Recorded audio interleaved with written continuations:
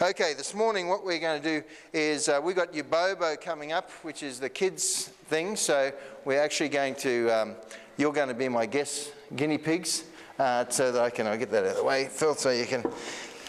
So well, normally the sessions only go for half an hour, so we're going to try and time it. This is the first time it's been done, so we'll see whether it goes to half an hour. But it's a creation camp, and so we're going to be doing things on creation, which is why we've said made in heaven is what we're talking about there. But I want you to imagine in your mind just one thing, and that's and this is believed by most scientists who are credible or count themselves as credible. They say this: in the beginning. So just imagine what you have is nothing. And then it explodes. We don't know why it explodes. We don't know what caused the explosion. But what we see is something like that. Straight out of nothing, boom, and we have an explosion in this midst of this deep darkness where nothing at all exists.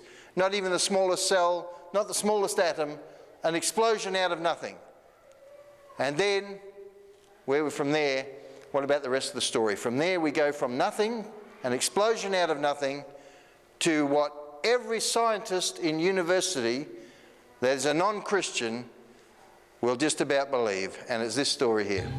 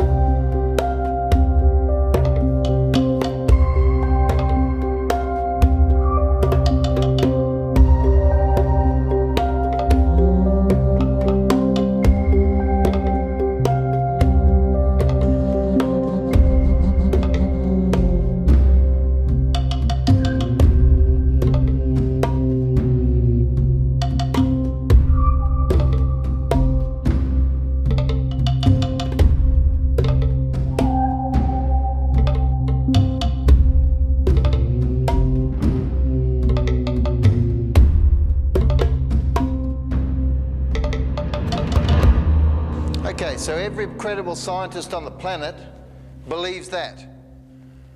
In a nutshell, it's the goo to you via the zoo, is what we're doing. That's honestly what the Brights of Dawkins atheists would believe. They say we're intelligent people, we're bright people. The rest of you who believe the fairy tales that are in the Bible are dumb people, you're uninformed people, you're unintelligent, you're uneducated people. Anyone who believes the Bible is an uneducated fool. In fact, they believe we're dangerous, is what we are. We need to be eradicated from schools. Any challenge to what you've just seen needs to be eradicated. But when I say the goo to you via the zoo, you laughed. But that's honestly what they believe as a credible explanation for all life on this planet. Well, I want to show you some stuff.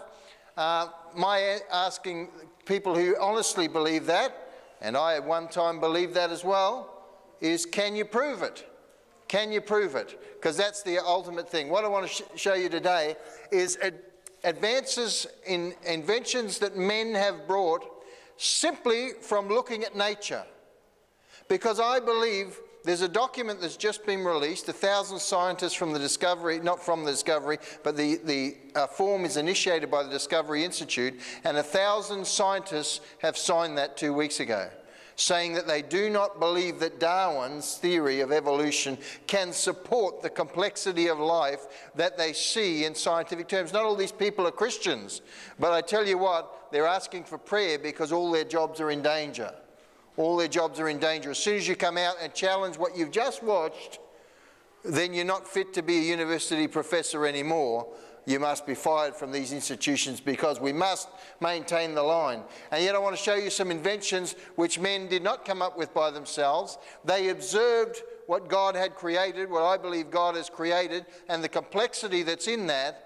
And they said, hello, we can copy what's in there already and make things that are useful for us. Okay, let's start with the first one.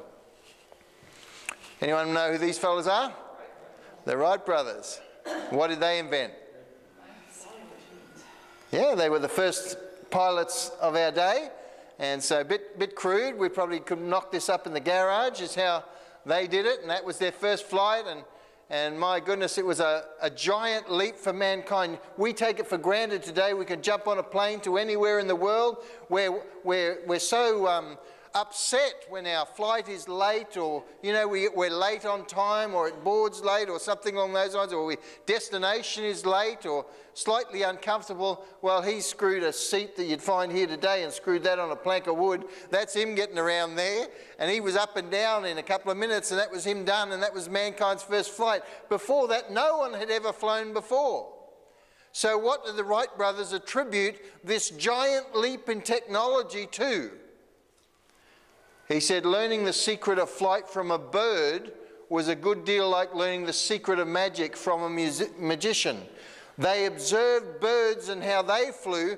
Mankind had not been able to fly since the history of mankind. And yet by looking at something that came out of the goo, just by accident, by chance, formulated together, the majesty of its wings, the aerodynamics of the thing, they said, my goodness, maybe we can fly too. Something that they observed from a creation that came out of the pond. Here's another thing that's going on today. You would have noticed in some of our notes the clear strip that goes through. You see this bit here on the notes? We've also got one that's a Canadian $100 bill. They're using a film that goes over these things. You look at a butterfly wing here, and the morpho butterfly. When you take this butterfly here and you dip it in water, the colour changes in the wing. It's got a film. If you look at it up here, it's got an underside and an upper side here. So it's got two layers of scales. They work together harmoniously, and light passes through the first one to the ground layer and ricochets back through the upper layer and filters out every single other spectrum of light, bar one. So that's why it comes up with this beautiful blue colour that we've got going on there, because every other spectrum has been removed out. So we just see that's come on there. So it filters the light. Well, governments are interested in this knowledge because banknotes, the colours that we see in this butterfly cannot be reproduced by pigmentation, the way we print. It cannot be achieved.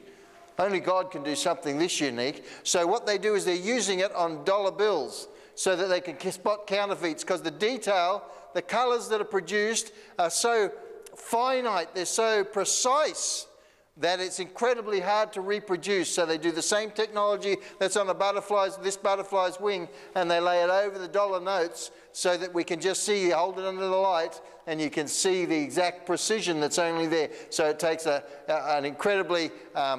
we've used all sorts of technology. Never before has this been done, but in the last 10 years we've done this to try and produce, to stop the counterfeiting process that's going on. As printing technology has got better, and copying and scanning and all this sort of stuff, so they had to adopt new methods to preserve our money supply. Well, they learned it from a butterfly who just happened to flit out of a jellyfish somewhere, according to the goo to the zoo, a you to the goo to you. What about this? You know how you're sitting out at a night sometime having a wonderful time, and then you wake up the next morning and you got welts all over you, and you thought, how did that happen? And you've had mozzies on you all night, chewing away, sucking the blood out of you. Okay, so what they're looking at now for diabetes patients, things along those lines, is trying to get painless needles, because these mosquitoes have already got them. And they work it on three things. Three things to get a painless needle. You need skin nerves, the nerves in your skin, and we need the penetration force and the angle of penetration. All of those three things, one nurse gets it wrong. That's why one nurse's needle hurts more than another. It's the same needle, because she's altering either something in the skin nerves, a different area, or the penetration force, she's going in too hard, or the angle of penetration is completely wrong. Okay, so what have we got? The thing that the mosquito uses is this thing here. It's like a proboscis or whatever. It's think of it like an elephant trunk is what we've got going on. Like, you remember we went to the butterfly thing in Christchurch, and they had the big thing that they feed with. It's like that. But you see on the outside, they've got these little things out here. You see that? It's not smooth. Like, we make our needles so that they're smooth. But the mosquito's one is not. It's got little things on the outside, so that the only contact that makes with the skin is these little things on the outside. Not a big whopping thing. It just has little things on the outside, so it has a lot less sensitivity with nerves, because you only feel these things going in, not the whole thing. Okay? So we've got that going on there. Also, we've got, it vibrates, a bit like a jackhammer. 15 cycles a second. Who knew all this was going on when they bite and sucking the blood out of you? So the mosquito gets on there, and to lower the penetration force, you think of it like trying to create a hole in the ground. You do it with a shovel, bang, bang, like this. They've got a little jackhammer. The little vibrator just takes it off there bit by bit. And so you don't feel it going in, so the penetration force is not there. And who knew that a mosquito, just naturally, just coming out of the pond there, a larvae, and then it just gets born, automatically has the exact precise angle that goes in. So it's not a circle going in the skin, but it's an elliptical thing that goes in. It's smaller in width, can get between the cells, so you hardly feel these things biting to you. So we can't reproduce this. We can't reproduce it to get what the mosquito does naturally, all by random chance. And so we've got scientists working on that. What about these things? Human hands and robot hands. We're going in leaps and bounds in this area, prosthetics and things along those lines. So.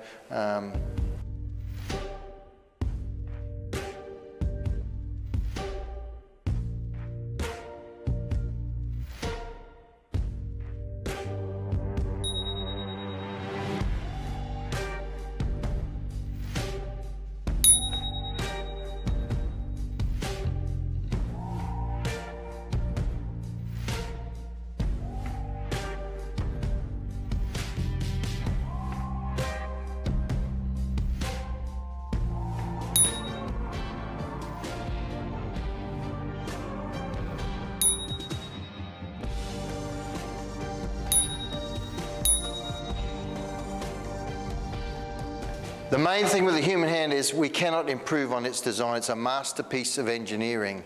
We can't improve with 4 fingers and opposable thumb. You lose your thumb, your hand is struggling, you know what I mean? You don't have the same, and just the engineers will tell you just the proportions of everything on a standard hand is a miracle of engineering. The bone structure, the flexibility that we have, we don't realize that what we've got in a hand. And you know how brilliant it is. If we go to pick up something, if I go to pick up a Besser block, my hand senses it before it gets there.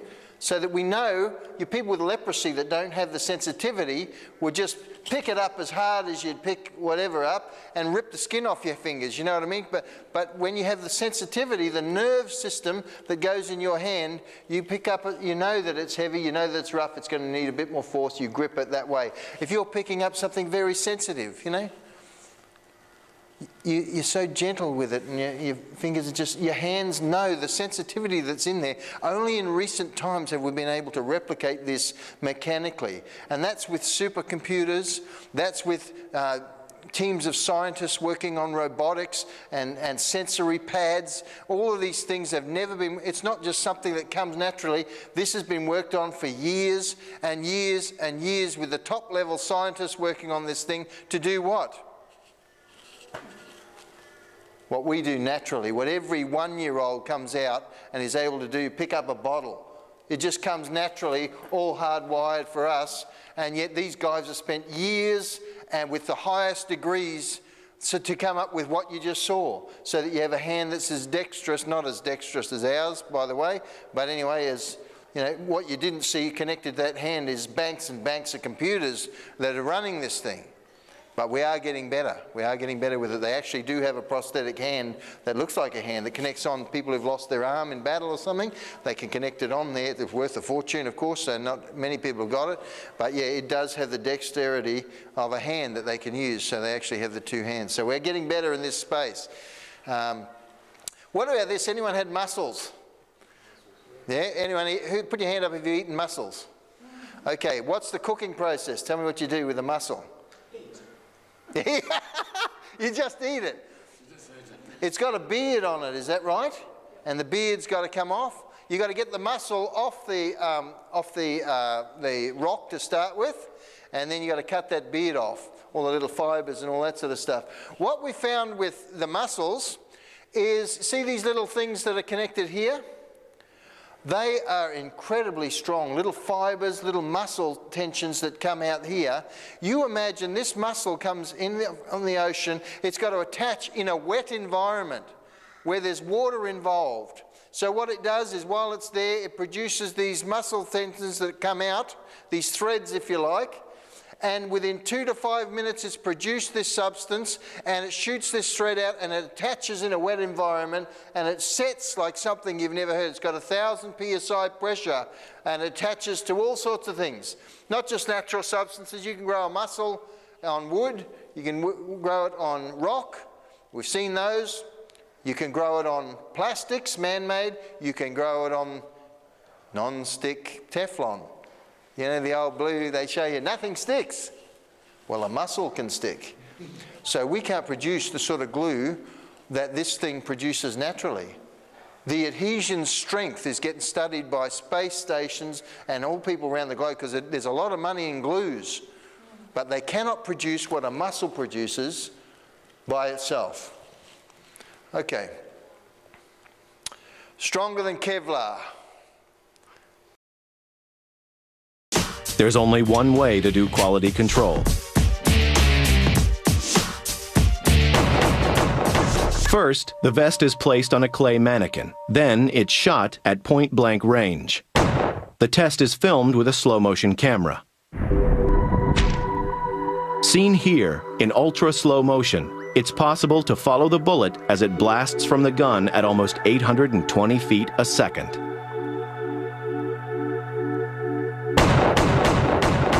When the bullet strikes the vest, each individual layer of fabric acts to dissipate its force, causing kinetic waves to spread like ripples on the surface of water. When Bruce removes the vest, the mark on the fabric shows him how the bullet's energy has been spread over the surface. The vest has done what it is designed to do, prevent the bullet from penetrating the torso. Although a high-velocity bullet can still cause serious internal injury from impact alone, the odds of survival are significantly better. Where do they get these vests? Only in recent years have we had Kevlar vests, and so we have our troops and our armed forces and our police officers in dangerous situations putting on these vests. Where did the ideas come from? Well, there's one more place they came from, and that's spiders' webs is where they came from. Okay, what they have on every garment, every material has a thing called tensile strength. Tensile strength. And this web is stuff that scientific legend. It's miraculous. Every material has that strength load, and what it is the maximum load that a material can handle per square inch. The higher the PSI, the stronger the material is. Well, let's start with some really strong materials, shall we? Stainless steel, if it's 1.5 inches thick, it's got 154,000 PSI. If it's titanium, 1/2 inch thick, 135,000 PSI. Some of the strongest stuff on the planet. Aluminium, 1/4 inch thick, is 75,000 PSI. What about the humble thing that's in every home from this land all the way over across the globe? Spider silk has 253,816 PSI. Unbelievable is what it is. And so when they were developing Kevlar, they're trying to imitate spider's web, layer upon layer upon layer, like saying dissipate the force. Okay, so, and it was only, Kevlar was only invented in 1965, and it had the greatest, it was only then that we invented something with greater tensile strength than a spider's web. Then they found this Malagasy spider that has over 10 times the strength in its web of a Kevlar vest. And so you don't want to be caught in that web if you're walking through the garden. You might decapitate yourself. And so miraculous strength that's in these spiders' webs. Pound for pound, strongest thing on the planet. Pound for pound. Okay, then we have this, and we've seen these things. This is a moth's eye. But a funny thing about the moth's eye is it has zero reflectivity. Have you ever looked at a window from the road or something, and you'll have one window that's reflecting everything, and then you have another window where you can see into the house. There's no reflection, you can see into it, you know what I mean? It's the angle at which the sun hits the glass that causes the reflection. The funny thing about a moth's eye is that there's zero reflectivity. The light comes in, but because we've got 10 million bubbles and everything over here, it pretty much, you can shine a light from any angle on a moth, and no light, all the light goes in, but none of the light comes out. Zero reflectivity. You say, well, that's wonderful, Paul, what do you do with that? Well, you've got to think about things. The solar industry, what happens with that? It's trying to capture heat. It doesn't want reflectivity, that's bouncing light and heat away. It wants the light to come in. And so they haven't got there yet, but they are working very hard to imitate a moth's eye so that we get zero reflectivity on these solar panels here, that the light can come in and basically go through and stay in and energize these panels. So they're working very hard on these panels to try and achieve what the moth's eye has had from the beginning. Unbelievable. Okay.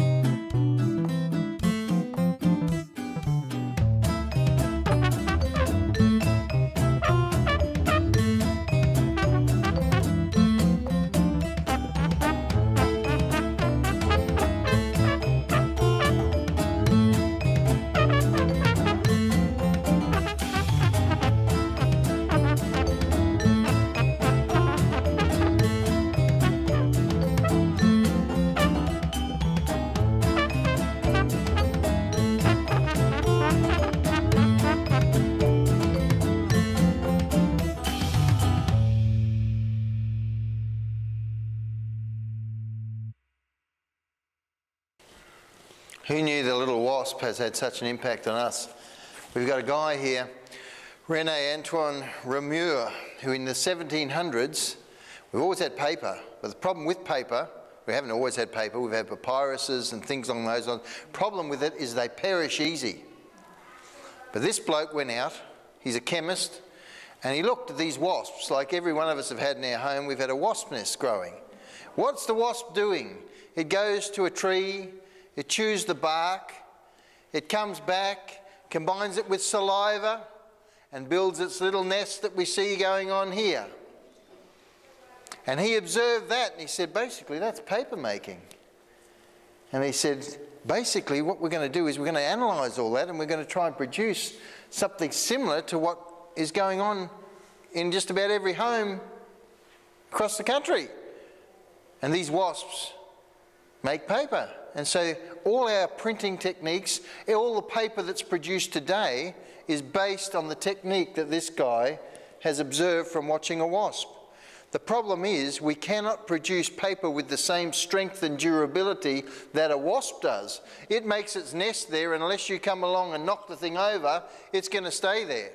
And so it's, they produce all of that out of bits of wood that's been ground up and spat on and stuck together, but they do it better than we can with all our technology and printing presses and things along those lines. So we've got that going on. 1989, Japan's Shinkansen bullet train had a problem. It was fast, really fast, like pushing 170 miles per hour fast. But every time it exited a tunnel, it was loud. The noise was coming from a variety of sources, but whenever a train sped into a tunnel, it pushed waves of atmospheric pressure through the other end. The air exited tunnels with a sonic boom that could be heard 400 meters away. In dense residential areas, that was a huge problem. So an engineering team was brought in to design a quieter, faster, and more efficient train. And they had one secret weapon. Eiji Nakatsu, the general manager of the technical development department, was a bird watcher. Different components of the redesigned bullet train were based on different birds. Owls inspired the pantograph. That's the rig that connects the train to the electric wires above. Nakatsu modeled the redesign after their feathers, reducing noise by using the same serrations and curvature that allow them to silently swoop down to catch prey. The Adelie penguin, whose smooth body allows it to swim and slide effortlessly, inspired the pantograph's supporting shaft, redesigned for lower wind resistance. And perhaps most notable of all was the kingfisher. The kingfisher is a bird that dives into water to catch its prey. The unique shape of its beak allows it to do that while barely making a splash. Nakatsu took that shape to the design table. The team shot bullets shaped like different train nose models down a pipe to measure pressure waves and dropped them into water to measure the splash size. The quietest nose design was the one modeled most closely after the kingfisher's beak. When the redesign debuted in 1997, it was 10% faster, used 15% less electricity, and stayed under the 70 decibel noise limit in residential areas. And it did all that with the wings of an owl, the belly of a penguin, and the nose of a kingfisher. There's a name for design like this. It's called biomimicry. The people who design our world usually never take a biology class, believe it or not. So they're novices in how the world works. That's Janine Benyus. Back in 1997, she wrote the book that coined the term biomimicry. It told the story of the innovations in computing, energy, and health that were inspired by structures in the natural world. Stick like a gecko, compute like a cell, even run a business like a redwood forest. Benyus has since worked as a consultant for various companies, trying to get them to understand how to take design ideas from nature. That might mean studying prairie dog burrows to build better air ventilation systems, mimicking shark skin to create bacteria-resistant plastic surfaces for hospitals, or arranging wind turbines in the same drag-reducing pattern that schools of fish swim in. Designers get inspiration from a lot of different places, but Benyus thinks many of them could benefit from looking more at the natural world. So there's a lot of sort of looking at what other people have done, and what they do is they look at all the others and they get ideas. They literally do, you know, a lot of designers have lots of magazines that they look through. They tear those out and they put them on inspiration boards. But they're looking at other human technologies. Her idea was simple. Designers should get in the habit of bringing a biologist to the table and let them help solve problems by mimicking nature. And there are 3 main ways they can do that. You know, you can mimic its form or its shape. You might create a paint for a building that when it dries, it's got the same structure as self-cleaning leaves. Lotus leaves are notoriously great. They let rainwater clean the leaf because they have these bumps, and the rainwater balls up on the bumps and then it pearls away the dirt. So that lotus effect is physical, and you can create a physical structure on the outside of any product. Imagine that on the outside of your car. Rainwater would clean your car. So that's mimicking form. But there's also mimicking process, the processes in the natural world. It might even be, you know, how you mimic how ants communicate in order to efficiently find sources of food or new places to live. And those processes, that self-organization, has been mimicked in software. You know, in things like autonomous cars and how they're going to move in flocks through the city by talking to one another. That's mimicking nature's process. And then you jump up to the level of mimicking whole ecosystems, right? There's a thing that's a buzzword right now that's really hot called the circular economy, which is essentially, you know, industry saying, you know, there should be no such thing as a byproduct in our manufacturing facility that goes to landfill. It should be used by something else, right? And at the end of a product's life, that product should be upcycled into something else. It's being called the circular economy. Ecosystems do that really, really, really well. You've got a log on the forest floor, and those materials move up into the body of the fungus that eats it. Those materials move up into a mouse. And that mouse material moves up into a hawk, right? And if you think about that as what we'd like to do with local materials being upcycled constantly in our cities, for instance, those ecosystem lessons are really big for us. And that's the end goal for biomimetic design, making products, systems, and cities functionally indistinguishable from the natural world. Life has been around on Earth for 3.8 billion years, and what designers are starting to realize is that is a lot of research and development time.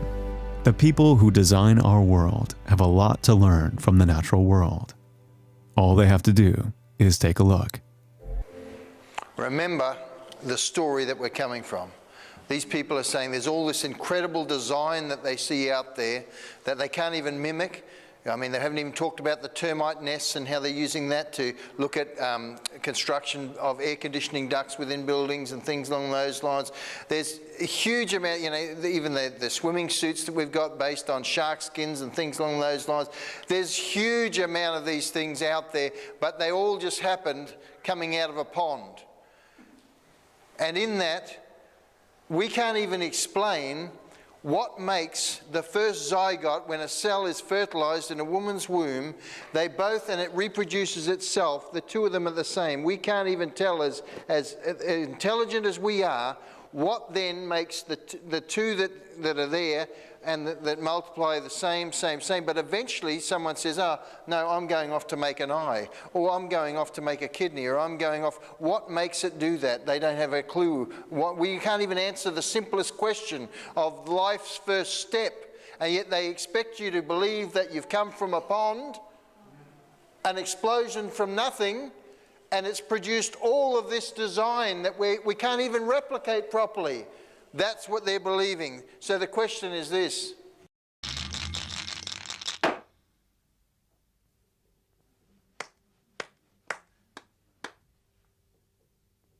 Is that possible? There's more chance of that happening than something happening out of nothing. That's the story they're asking you to believe, that all of this just happened by chance, by the shake of a dice. If you can't reproduce that with 6 elements, how are you going to do it with 3 billion in a genome, getting them all precisely right just to get the fundamentals of life correct. You can't do it. You need 3 billion sets of dice all lined up with the same numbers on it. That's what we're talking about, to take the first step in life. But it can't be done. The answer's clear for me. If it's so well designed, the question then comes, who designed it? If it is designed, if it is, but we look at it and it's evident that it is designed, it's just whether or not you believe it.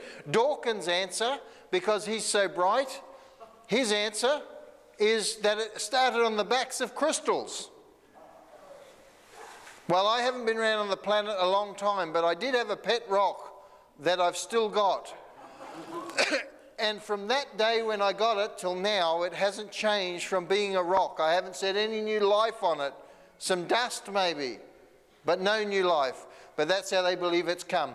God makes his declaration. Acts 17:24 says this, God that made the world and all the things in it, seeing that he is the Lord of heaven and earth, and he dwells not in temples made with hands, neither is worshipped with men's hands as though he needed anything, seeing he gives to all life. You see life on this planet, God says, I did that. And breath and all things, and has made of one blood all nations of men to dwell on the face of the earth, and has determined the times before appointed, the bounds of their habitation, that they should seek the Lord and find him, though he be not far from every one of us. God declares, I made the world. I put life in them. I put breath in them, but he doesn't leave it at that. He declares it this, that they should seek the Lord. The reason why you should be able to go out, Romans chapter 1 tells us the same thing. Any of us, the carnal, the pygmy that's never seen a missionary in the bit of a jungle, God says he's guilty. Why is he guilty? Because he says every man should be able to go out and observe in nature what is and know that there's a creator out there. And that's the reason why when you go and find these guys in remote tribes, none of them are saying, oh no, we don't believe in any deity. We don't believe in nothing. We're the pygmy tribe that doesn't believe in any unnatural forces. They all worship a pig, a cow, a stone, something, a planet, a moon. They worship because they all know, they look and see there must be a God, something that happens out there. Man by nature knows there's a God. Uniquely in our culture, we have said this, there is no God. We come from the goo and we're masters of our own design. And God says this, if you believe that, the fool has said in his heart, there is no God, because even the pagan worships something, attributes creation to something. Only us can uniquely say, we believe life came from crystals and we're bright. And God says, I put breath in them, I put life in them, and more than that, he says, I want you to seek me, I want you to find me, and if you're seeking for me, I'm not going to be far from you. And that's the God of this universe that's saying that. Everything we see is heaven made. Made in heaven. That's where it is. That's where the designs have come from. And it's unequaled on this earth. We can't keep up, even with all our technology that we have even today, which is unique in the history of mankind. We cannot keep up with the designs God's put out there in nature. Who knew a wasp, a moth, a shark, anything, you know, that you look at had such unique design. The leaf of a lotus, who knew? It's a plant. Yet we can't mimic the cleaning properties, the self-cleaning properties of these things. They're miracles, each one of them. And so the answer is, what are we pursuing? And who is it we pursue? Because God links the two together. In Romans, he does the same thing. He says, you don't believe in me, you're going to end up with this. You're going to end up with the family disrupted, and the foundation stones. It's Mother's Day today. The foundations of our nations. He who, what is it there? He who rocks the cradle controls the nation. It's not that, but it's something like that. Rules the world. He who rocks the cradle rules the world. The problem is we've got cradles that are not being rocked. They're sitting in childcare centres. What's lacking? A mother, because she's trying to work like a man, to do what needs to be done. Because we've got men that won't work, men that won't stand up. And then we've got cultural pressure and economic pressure where we've got to have mums working. And so the whole system is against us. Of course, that's all Satan's design is what it is. But we're moving our foundations. So just like they said, first you toss out the Creator. Then when we toss out the Creator, the foundation stones of our families disappear. And then when the foundation stones of our families disappear, we have sexual confusion. Romans chapter 1, it's all there. Where we have homosexuality that comes from that. And then from that, they have professing to be wise, they become fools. And that's where we are on the breach of insanity with our policy making, where we're our own gods. We say, let us make God in our image. That's what we say. And then we hold up a mirror and say, there he is. It's us. Because we have no rules. Every rule is being broken. And God won't tolerate it. But still God's saying this. He's saying, will you have a relationship with me? Seek me. Find me. I won't be far from you if you're seeking me. But the fool has said in his heart, there is no God. That's what God says.